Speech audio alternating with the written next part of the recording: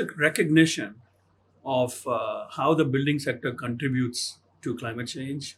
So there are policy initiatives that are being taken. For example, the European Building Directive or other measures that are being put into place, which are very recent.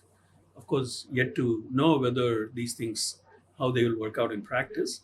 But it's good to see a recognition of that. And that to me is a positive thing. The other thing that struck me was a recognition that while we assume very often that in Europe all human rights are adequately protected, it's also obvious that economic, social, and cultural rights, such as right to housing, are actually not protected in any meaningful sense.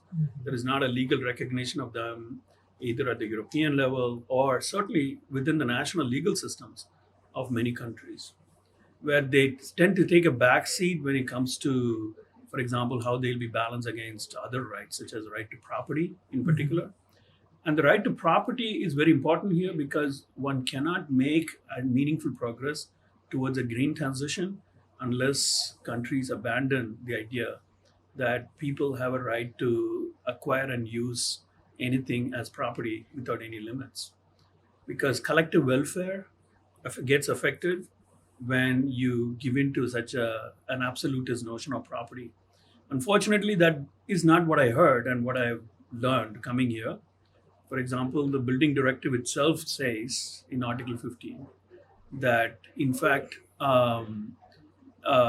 any measure that European Commission can take to consider any measures to address the consequences in terms of evictions that result from what it calls exorbitant rent increases because of green transition.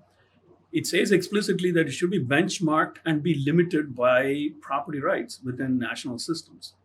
That already takes the teeth out of such a measure.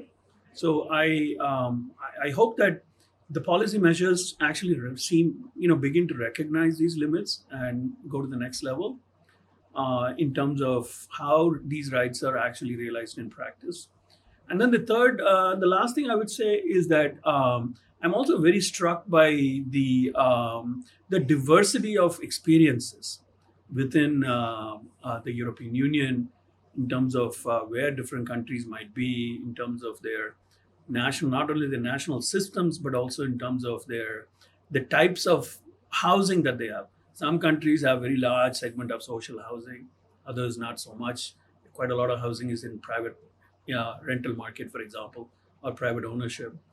I hope that all these differences actually are fully factored in as assessments are made about which policies at the European level would actually ideally make the most progress to produce results.